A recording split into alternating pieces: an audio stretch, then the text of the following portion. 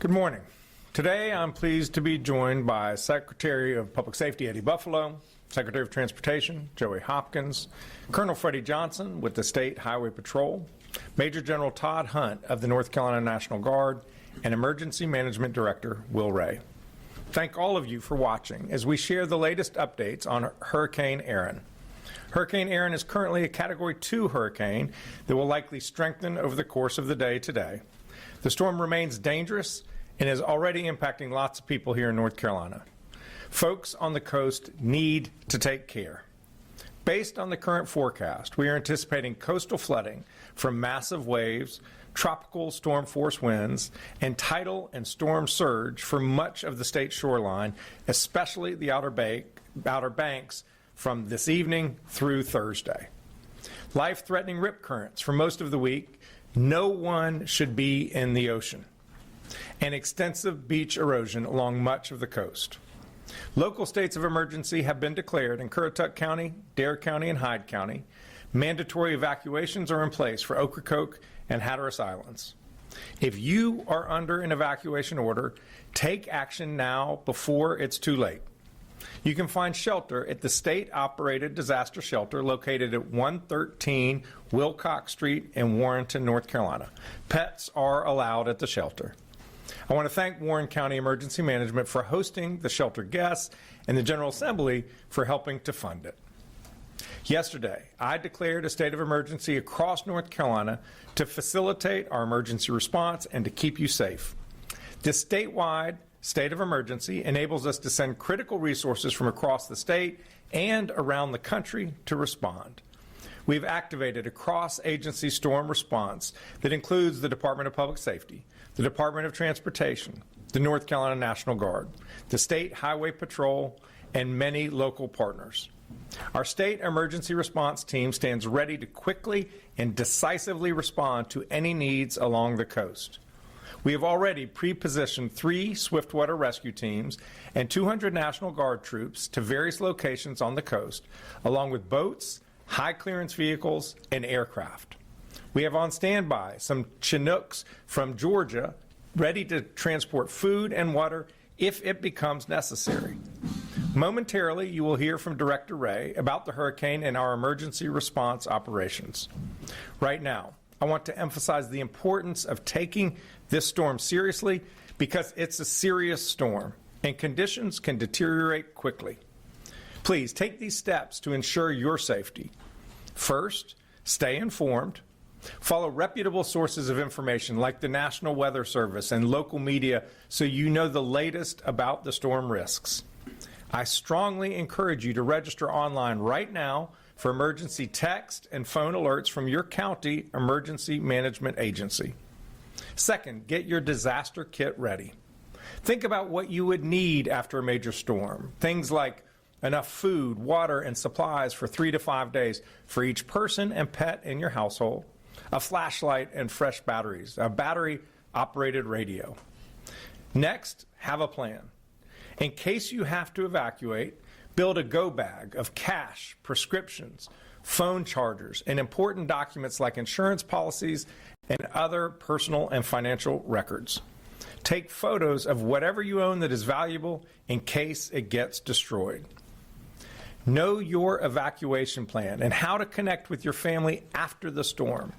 Write down their phone numbers on a piece of paper if you have not memorized them. Visit knowyourzone.nc.gov for more information. And finally, do not drive through flood waters. Too many people have died driving into flooded roadways. Don't do it. You do not know how deep the water is or how fast it is running. So please, don't drown, turn around. We do not want you to become a casualty of Hurricane Erin. With ocean overwash, we anticipate impacts to our roadways, especially NC Highway 12. For the most up-to-date roadway information, visit drivenc.gov.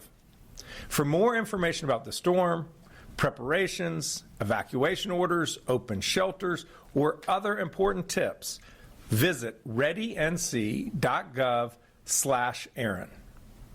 Our American Sign Language interpreters today are Mark Lineberger and Stephen Holland. Behind the scenes, our Spanish language interpreters are Jackie Matevier and Yasmin Palizzi. At this time, I'll turn it over to Director Will Ray. Thank you, Governor, and good morning, everyone. Erin remains a dangerous hurricane, but as the Governor mentioned, the storm is forecast to remain offshore. While it may fluctuate in strength over the next day or so, Erin will remain a hurricane while making its closest approach to North Carolina late today and into tomorrow. The system is expected to turn northward today and then northeastward tomorrow, gaining forward speed while moving away from North Carolina. A tropical storm warning is now in effect from Beaufort Inlet north to Duck, and a storm surge warning is now in effect from Cape Lookout to Duck. If you've been asked to evacuate, please do so now, before conditions deteriorate and roads become impassable. Do not drive around barricades and do not drive through flooded waters. You cannot judge the depth or speed of floodwaters from inside your vehicle. I want to remind everyone, regardless of the track of the center of the storm, dangerous conditions can be felt far from the eye, especially with a system as large as Erin. Regardless of her track, moderate to locally significant impacts are expected along our coast and expected to peak today and into tomorrow. Extremely large, dangerous waves forecasted around 20 feet in height, along with storm surge of 2 to 4 feet on top of the surf, will likely impact the dunes along portions of the North Carolina coast, especially east and southeast facing beaches and the Outer Banks. Numerous roadways will likely become impassable, especially on Highway 12, as the Governor mentioned, and in communities on the barrier islands. This will be a longer duration event, with coastal flooding expected over several high tide cycles. We will see rain bands trailing Erin that will also impact the area, already saturated soils across the area, which could lead to extended impacts. Please be sure to have multiple ways to receive weather alerts, especially during the overnight hours. You need to be informed by receiving information from reputable sources of information and have a plan to protect yourself and your family. Hurricane Erin is already creating extremely dangerous and life-threatening rip currents for all of the North Carolina coast that will linger through the week. We've seen a high number of rescues along the coast, and you should avoid swimming anywhere on the North Carolina coast right now. The State Emergency Response Team began preparations late last week as soon as forecasts began to indicate that North Carolina may receive impacts. And today, the State Emergency Operations Center is activated, as is our Regional Coordination Center East in Kinston, to facilitate the movement of resources and commodities into impacted communities and to support local response. Yesterday, North Carolina Emergency Management deployed 3 of our state's swiftwater rescue teams from partners in the North Carolina Marine Patrol, North Carolina Wildlife Resources, and a joint team made up of the Wake Forest Fire Department and Knightdale Fire Department, as well as 3 of our state's search and rescue task forces from Buncombe County, the Charlotte Fire Department, and the Greensboro Fire Department, all of which have water rescue, structural collapse, and wide area search capabilities. These search and rescue assets are positioned in eastern North Carolina to quickly respond to assist first responders and local emergency managers with response needs. We've activated approximately 200 North Carolina National Guardsmen with high clearance vehicles and positioned them across the coastal plain to support quick response into those impacted communities. Aircraft have been placed on standby from the North Carolina National Guard and the State Highway Patrol to support rescue needs as well as movement of commodities, teams, or equipment. With the potential for roadways to be impassable for multiple days, we are also activating the additional heavy lift aircraft that the Governor mentioned from neighboring states to support large-scale movement as a contingency plan. Our logistics teams remain ready to support commodity distribution from our warehouses and partners into those impacted areas. Additional local emergency managers and public safety personnel have deployed from non-impacted portions of our state to serve on incident management teams, which will assist those impacted communities. The North Carolina Department of Transportation has equipment and personnel staged and ready to clear roadways along the coast as conditions improve later this week, and the North Carolina Highway Patrol is working to ensure safe evacuation routes and that road closures are put into place when necessary. As the governor mentioned, there have been evacuation orders for visitors and residents in portions of Dare and Hyde counties, particularly Hatteras and Ocracoke, and those orders do remain in place. Anyone in those areas should heed these evacuation orders for your own safety and as well as other direction from public safety officials. For anyone evacuating that needs somewhere to stay, a state-operated shelter is open and is safely located in Warrenton. As the governor mentioned, pets are welcome at this shelter, and you can find information by visiting readync.gov/Erin. Finally, I want to mention that while all eyes are on Erin and its impacts to our coast and those communities, North Carolina emergency management personnel and our local emergency management partners remain also focused on facilitating recovery efforts across western North Carolina. The Joint Recovery Office remains open in Asheville without interruption, as are the multi-agency recovery centers, which have served over 6,800 Helene survivors to date. Areas in our central part of the state have also recently experienced impacts from Tropical Storm Chantal, and those disaster recovery centers remain open in local communities that were impacted. State individual assistance is available to those Chantal survivors while we await a decision from the federal government on North Carolina's request for a major disaster declaration for public assistance, which would provide additional recovery resources to those impacted communities and our state. Please remain informed and have a plan to protect yourself today, tonight, and tomorrow if you are along our coast. I continue to be incredibly proud of the partnerships of our state emergency response team, public sector, private sector, nonprofits, and volunteer agencies at all levels, working together to support the 10.8 million North Carolinians we all serve. Together, we are stronger and more resilient. Thank you, Governor. Thank you, Bill. At this time, happy to take questions from the room to any of the participants on the stage. Please just go to either side to ask your question. Thanks, Governor. Laura Leslie with WRAL. We reported yesterday that we're still waiting for hundreds of millions of dollars, I gather, from aid from FEMA. Can you talk about whether that's going to impact our ability to respond to Erin? And, has the federal government been a good partner in getting ready for this hurricane season? Well, I want to acknowledge and express my appreciation to FEMA and the Department of Homeland Security. Yesterday, we got word that about $85 million of the previously approved projects, that reimbursement will be released. We have not yet received the money, but every indication is that those funds will be coming shortly. Now, we still have $100 million in other projects that are due for reimbursement, and it creates real financial strain, especially for the local governments, but also the state. And so we'll continue to work with our federal partners to make sure that the reimbursements are processed as quickly as possible. And then we'll have to wait and see what the impacts are for Hurricane Erin to see whether we need federal assistance as it relates to this storm. Is this taking longer than usual? I think it has taken longer than usual. That's true. And just one follow-up question, and that's about reputable information. You mentioned that, and so did Director Wray. We've seen a lot of misinformation and AI on social media out there about this storm. In particular, is there anything the state can do about that, and what do you recommend that people do in order to make sure they're not getting taken in by scams or other misinformation? I think if you want to truly know what's going on with the storm, I would watch weather channels. I would watch local TV news. I would listen to the National Weather Service. I would go to those sources. I would not get my information from social media. It is just too easy for salacious, really dramatic stories to take root and spread like wildfire, even in a hurricane, because that's what people click on. Don't get your news from social media. If you see something on social media that sparks your interest, just go to a traditional website or news source and find out whether it's true. Thank you.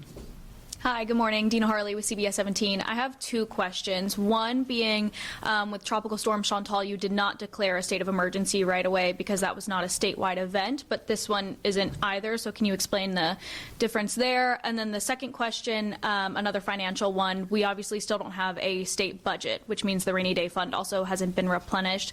If you can just talk about, like, state-wise, financially, how that works for storms like this while we're still waiting for a budget. Yes. In terms of declaring the statewide emergency, this was going to impact many counties, and when we saw the weather projections, we couldn't anticipate how far west it would go. And by declaring that state emergency, it enabled us to leverage a lot of resources. It also allowed us to make changes on our transportation regulations. The Highway Patrol has to, when there's a heavy truck, if they see a heavy truck, they have to stop it and ticket it if it is excessive in size. Well, by declaring the statewide emergency, we could allow the Highway Patrol to let these heavy trucks go on roads that are safe, not on bridges that can't sustain the weight, to pre-position to respond to whatever impacts the storm are. It also enabled us to reach out to our neighboring states. We don't have the big Chinook helicopters that can move food and water, so it allowed us to trigger that as well. That's why we did it. The Chantal was a much more localized event. But then we came to the conclusion that it would help to declare a state emergency to trigger the relief that was necessary for those impacted people. And then what was your other question was on the money? Yes. These guys have enough money in their account to respond to the storm. Clearly, we need to engage with the General Assembly to make sure that going forward, we have adequate resources to respond to storms like this. Yeah. Thank you. Hi, Brandon Kingdollar from NC Newsline. I wanted to ask what you'd heard from the federal government so far in preparing for Hurricane Erin. Have you gotten any indication that you'll get maybe more cooperation from them than with other storms? In terms of the federal response, the nature of this storm is such that we haven't needed to call upon those resources to respond to the immediate aftermath of the storm. I'll have the director come forward and talk about his conversations with the Coast Guard and the EPA and others. We don't know what the extent of the damage is going to be. If it ends up being substantial, then at that point, we're going to have to reach out to the federal government to help us with the recovery, and we just have to wait and see. I'm hopeful that they will respond favorably. Thank you. And why don't you talk about your response to the federal government? Thank you, sir. So I think just in follow-up, I think a couple of things. We have talked to FEMA leadership over the last couple of days daily about just impacts, what we're planning on, anticipated gaps or barriers, and what we may need. And so I think have very good open dialogue with senior FEMA leadership right now if there should be a need, as well as out of our regional headquarters that's based in Atlanta. At this point, as the governor said, I think we're not anticipating significant federal resources to support response. I think as we move through the event, we will continue to reassess that. I think it's also important to note that here in North Carolina, and I think you've heard us talk about this before, we have what's called a FEMA integration team. So we actually have a small team from FEMA across their different parts of their agency that are embedded here with our team every single day. We work alongside with them, so they are here daily working with us. We also have some specialists from the National Hurricane Center that are also embedded with our weather team day to day. I think as the governor mentioned, I think one of the areas we are looking at that often impacts coastal events is when we see some of the coordination around abandoned vessels or derelict vessels, anything that could lead to hazardous materials being in waterways. And those are conversations we've been having over the course of this week with the various federal agencies, so EPA, U.S. Army Corps of Engineers, Coast Guard, on how we, one, support life safety missions in those impacted areas, but also have the right federal resources postured should we need it to deal with some of the infrastructure impacts there. Thanks, Will. This question is for the Governor, Dwan Hogard, WTVD. First things, after the response of Helene and even now how folks there in the western part of the state are still recovering right now, what lessons have you learned from that major event, and how are you applying it to Hurricane Erin? And then secondly, I know you guys are having those conversations at the federal level. A lot of folks in the western part of the state were probably expecting something a little bit more, maybe from a state and federal level. How confident are you that the state will get what it needs from the federal government if you have to make that phone call? Yeah, we've had healthy working relationships with the federal government over these past 11 months since Hurricane Helene swept through western North Carolina. In terms of the extent of federal support, it has not met the need. If you put together, aggregate all of the different types of federal relief we've gotten, whether it was through FEMA or the U.S. Department of Transportation or the Army Corps of Engineers or whatever Small Business Administration, we're at about 8% of the overall damages, which was $60 billion. So we're grateful for every dollar that we get, But when you look at historically other major storms, the average is in the 40% range. Some storms got upwards of 70% of the overall damage in support from the federal government. So the federal government has not met the moment. We're going to continue to make our case to our congressional delegation and to the administration to urge them to support Western North Carolina to the degree that is necessary. In terms of what lessons that are learned from that relationship to the east, we just have to wait and see what the extent of the damage is and whether it has any impacts on our ongoing ability to get the support we need from the federal government. I think these folks, they know how to respond to a storm. They know how to analyze the type of storm that's coming. They know what assets to pre-position. There are 4 different sites in eastern North Carolina where there are National Guard troops. There are the swiftwater rescue teams from other local government agencies and from state agencies that Will referenced. And so I have every confidence that they know what they need to do in order to respond to what's going to happen this week in eastern North Carolina. Are you expecting anything different from the federal government? It remains to be seen. I mean, we've gotten good response from our congressional delegation. They've been helpful at every step of the way. We now are at the next stage, which is we need a lot of help for Western North Carolina, and we hope that that funding will come. Thank you. Well, Hey, Governor Will Doran from WRAL. You spoke about the concerns with Highway 12. Director Ray spoke about that as well. And I don't know how many hundreds of millions of dollars the state has spent on that one specific road in recent years, but are there broader conversations that we need to be having about the viability of those roads or other coastal roads so that there isn't as much damage every single time we get a hurricane coming through? Yeah, well, we'll just obviously have to wait and see what the extent of the damage is with this storm. Look, people love our Outer Banks. It's a national treasure, and you need to be able to get to them. We have ferries that take us to the islands, but this is an important road for North Carolina. There's so much so many people live there. There's so much tourism dollars that goes on that road. It is an important asset to the state, and we need to do everything we can to protect and preserve it. And I'll see if Secretary Hopkins wants to add any words on NC-12. Yeah, thank you, Governor. First of all, I would agree. NC-12 is the interstate of the Outer Banks, and it's important that we keep it viable. We keep it where the goods, commodities, the tourists, and the residents can use it. Longer term, we are doing a number of studies, working with some the institutions, the educational institutions in the state, and also the local governments, looking at our assets out there and what we need to do as far as potentially making it more resilient, potentially relocating to a higher area and what we can do there. And there'll be ongoing studies as we move through, not just with NC-12, but also our ferry assets out at Ocracoke and Hatteras and other points on the Outer Banks. Thanks, George. Hey, Governor Patrick Thomas with Spectrum News 1. You touched a lot on evacuations, and I'm curious as to how much these evacuation mandates are sort of out of abundance of caution because of what has been learned from previous storms, from Chantal, Helene, up until now. Yeah, well, when there is a major storm, when there is flooding, there is great risk of death. And what we don't want is for people to die. And the local governments were the ones who declared the evacuation orders. They know their community, their geography, their evacuation routes the best. So we are supportive of those orders. We're going to do everything in our power to keep people safe. If you are on one of the 2 islands, Hatteras or Ocracoke, and can get off still, the ferries, I think, are running for another hour or 2, we urge you to do that. And if you have not evacuated, make sure you batten down the hatches.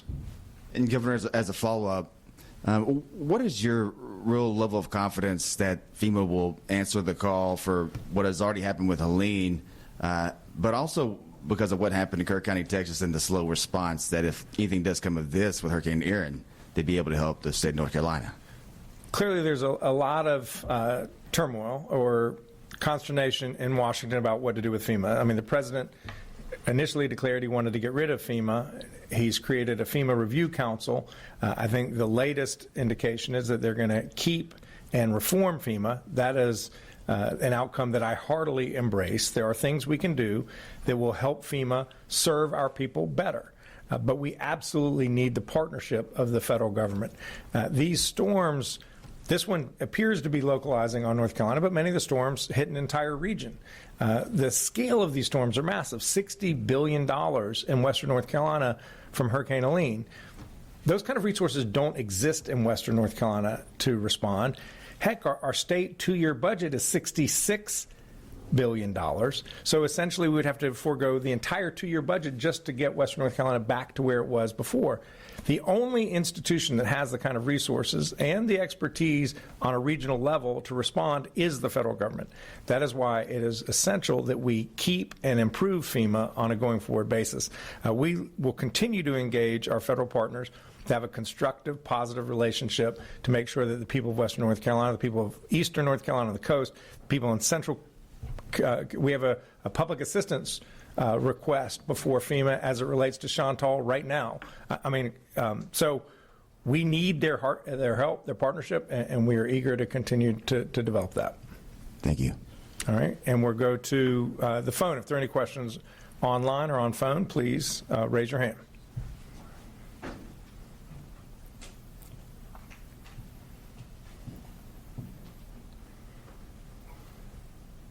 Zachary Turner, you raise your hand. Please unmute yourself and ask your question.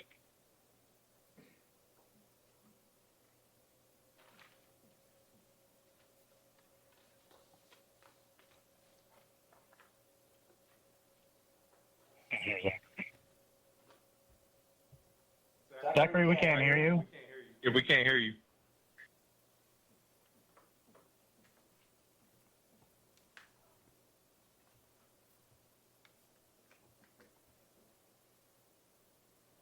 Are there any other questions?